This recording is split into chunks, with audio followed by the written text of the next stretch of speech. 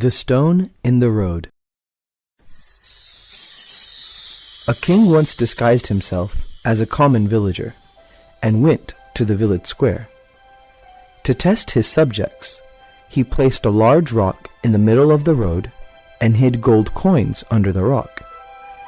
If anyone would be responsible enough to move the rock, the gold would be theirs to keep. The king hid behind a tree and watched as people passed by. First, a milkman came on his bike. The man's bike crashed into the rock, spilling the milk and the milkman onto the road. "What idiot put this rock in the middle of the road?" he shouted. Then he got up and angrily walked off.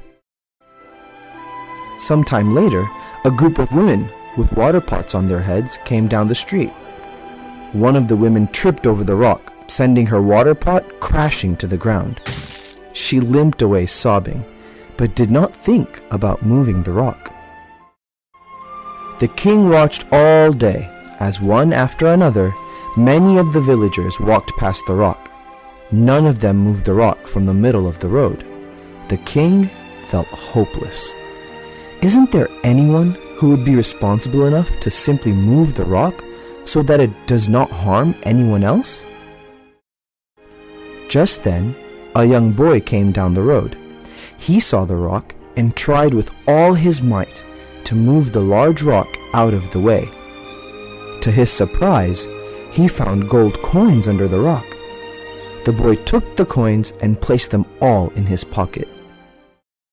The following day, this responsible boy went to the king's palace.